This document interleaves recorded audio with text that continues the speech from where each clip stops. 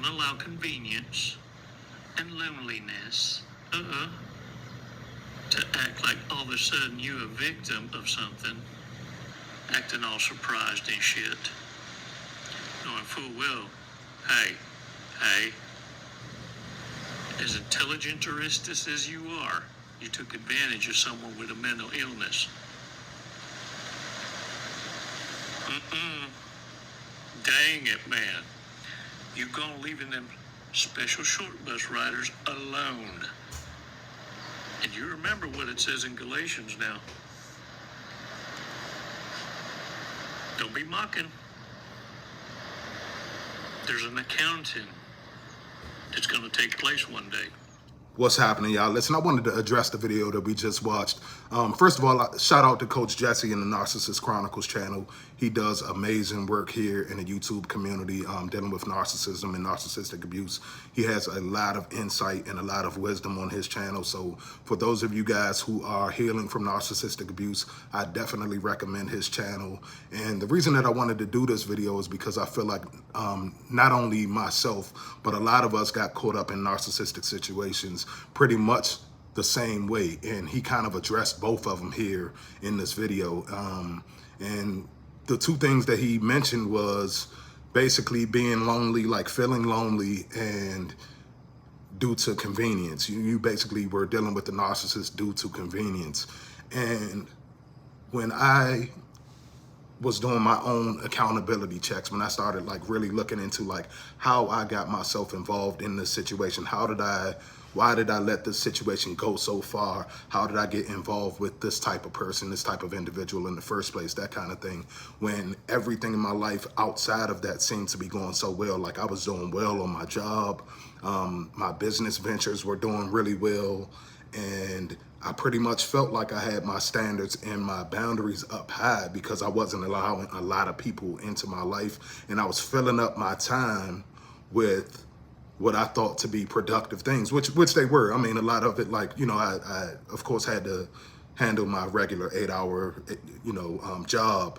But then even after that, I would fill up my time basically focusing on my nonprofit organization and focusing on my clothing line and that kind of thing. So I really jam-packed my time and kept myself super busy so that I would stay away from, negative people, negative things. And I was really on a path of like, progression. I was really growing in life. And what I thought was setting high boundaries was actually tailor-making a situation for the narcissist. And that's why I wanted to do this video, because basically what ended up happening was I pretty much tailor-made the situation for her to basically come in and fill a role in my life. Basically, like I said, I had all of these great things going on. Work was going well. My business was going well. And then I felt like that there was that missing piece, like, okay, I don't have my family. I don't have my wife. I don't have my kids. I don't have that kind of thing. And there were potential, people that wanted to kind of fill that role in my life. But what ended up happening was a lot of those people had their own, situations going on. They had their own businesses that they were running. They had their own children that they were raising and all of that kind of stuff. And, out of all of these potential people that wanted to date and wanted to, potentially see where the future, what the future held for a relationship between us, a lot of our schedules would not match up. They would, we would end up bumping heads on, not being able to see each other that much and that kind of thing. But when it came down to the narcissist, she was so thirsty for supply, and she was so, chasing supply, that she would make adjustments to the situation, like to her own situation. She would make a lot of adjustments to her own situation that fit into my life and that fit into my world. So for me, like during the love bombing stage, I felt like, wow, this person is really, taking interest in me. She's actually stepping up and, basically filling in the role that a lot of other people wouldn't fill in. But one of the things I guess that I overlooked was why she was able to do it. Like how was she able to move how she moved, and she had children as well. She, you know, that kind of thing. So one of the things I guess that I did overlook was the fact that she was dumping her children off. Like she was dumping her previous child off on her mom, or she was dumping them off on family members, that kind of thing. And she was, you know, always coming to see me. And that was kind of like the first red flag in my situation. I know I spoke on it in other videos, but one of the main red flags that I noticed in my situation was that she would come around and her son would never be with her. And when her son was never with her, it kind of raised the red flag of like, hey, where's your son at? Where, you know, why is your son never with you when you come to see me? Like, you know, I have a second bedroom. He's welcome. He can come over, that kind of thing. Like, why don't you ever have your son with you? Why don't you ever have, you know, but basically what I come to realize now is that this entire time she was using flying monkeys and family members and that kind of thing to dump her son off, and she wasn't this great mother that I thought she was. The picture that she painted to even get me into the position of wanting to pursue anything with her, she was totally opposite from that. But what I fell for was the fact that she filled that convenient role, basically, where a lot of other women weren't able to just drop everything and come over in the middle of the night.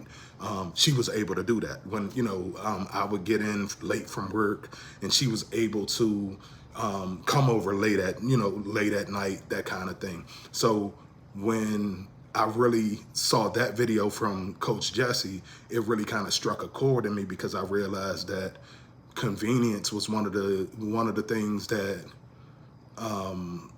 probably kept the situation going on as long as it did, because she was the only one that could kind of fit into that mold, like that little shell of life that I had pretty much structured with what I thought was creating boundaries, what I thought was setting like high boundaries for myself. Like I said, I was pretty much tailor making a situation for a narcissistic person to just come in and fill a role. And basically that's what she did. She came in, she filled a role, and she filled a gap of loneliness that I had inside of me. I had, you know, from the outside looking in, and now now taking my own accountability, now I can sit back and say, you know, I felt like I had everything going for myself. Like I said, I felt like I had the decent job that, you know, and my career was moving in the right direction. My my extracurricular activities, you know, and my entrepreneurial activities was going pretty well.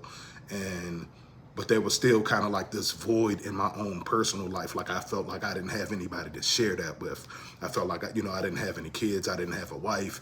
I had my home, and I'm coming home, you know, every single day by myself, that kind of thing.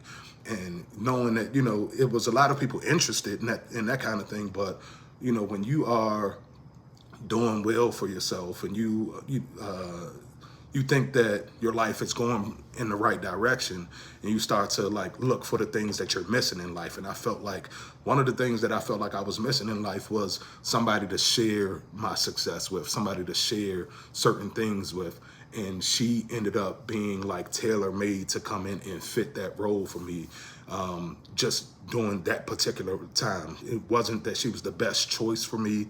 It was honestly, like when I take in my own accountability, it was honestly that she was attractive enough and she was available enough to fill in the gaps of my loneliness, basically. So I know a lot of you guys probably got caught up the same way, just being lonely in your own situations. A lot of you guys probably had great things going on in your life, because narcissists, they don't target people that don't have things going on. Like a lot of you guys were probably just like me, had a lot of great things going on, and then all of a sudden, you know, but that one little piece of like loneliness, that one thing that you had inside of you that you should have been filling with more positive things, you know, like we can only make ourselves happy. A person isn't going to be able to fill that position and fill that gap in your life and just completely make you happy, that kind of thing.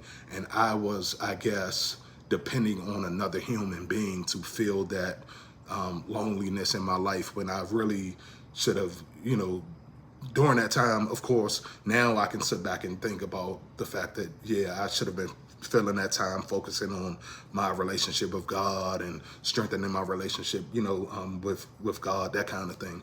But, you know, during that time, I can honestly say that I think that I allowed the situation to go on as long as I did, and I overlooked so many things because she was convenient. And like I said, it wasn't a convenience in the fact that it was just like, oh, it's just easy sex, or it's just, oh, she's coming over and it's just easy this, easy that. It was more so the fact that she basically tailored her schedule around mine, if that makes sense. Like she found out what my schedule was. She found out what my life was like. And once she found out, like, oh, okay, he's pretty much free during this time and this time, so I know that I need to cater to him during this time and this time. And so basically, like I said, my life was structured in such a way where everything was pretty much on a schedule. So she literally could come in and just fill those time gaps up, just with me being lonely and me just wanting to have somebody to share certain things with, that kind of thing. And feeling like, you know, feeling like that was the one thing in my life that was missing. The one thing that was in my life was missing was me sharing my home with the wife, or me sharing my home with my kids, that kind of thing. And, you know, me sharing the successes that I was having. Like I didn't feel like I had anybody to share that with. So, like I said, I know a lot of you guys probably got caught up the same way. I just wanted to drop that video because, like I said, when I took my own accountability, one of the things that really sunk into my soul, and then even after seeing this video, was that I really did deal with this person mainly out of convenience. And like I said, not necessarily convenience of just fast and easy sex. That wasn't necessarily the convenience. It was more so the convenience of her being available in the times that I had allotted for somebody to fill a role in my life, basically. So y'all let me know how y'all feel about that video. If you guys can relate to dealing with somebody out of convenience as opposed to actually making good choices in life about your partner, even if it's not necessarily a convenience for you. Because I'm pretty sure I let a lot of more qualified people go because I wasn't able to spend time with them like I wanted to. I wasn't able to see them as often as I would like to because they had their own stuff going on in life, that kind of thing. So that's my video, y'all. I just wanted to, I really had to tap in and do this video because this video pretty much sums up my situation and how I got involved in it. Like, you know, and like I said, when I do my own accountability, that's one of the things that I had to patch up in my own life, is stop dealing with people just flat out of convenience, as opposed to, you know, looking at the quality of life that they're actually bringing into my life. So, like I said, I just wanted to drop that in y'all lap real quick because I feel like a lot of you guys, not just me, but a lot of you guys have made that same mistake of dealing with somebody just out of convenience, out of the fact that you were lonely and this person was available, and this person was available to come around and be all in your face and play all in your face and all of that kind of thing, until, you know, they started to get to the point they wanted to devalue and discard you, and then you realize what you was dealing with. So y'all get in the comment box and let me know how y'all feel about that. If you guys dealt with, you know, the narcissist out of convenience, or if it was something else, just put in the comment box what you feel like it was that drew you to the narcissist, and let me know, you know, how y'all feel about dealing with somebody out of convenience and just because they're available at that time, and they're attractive enough and they're available enough to fill the slot. And so you put them in that slot because you feel like, you know, that's all, you know, basically that was the best option for you at the time because they made themselves so readily available for your situation. So that's my video, y'all. I will tap in with y'all in a minute. Love you guys. And if you are new here, go ahead and subscribe to the channel, man. I'll talk to y'all in a minute.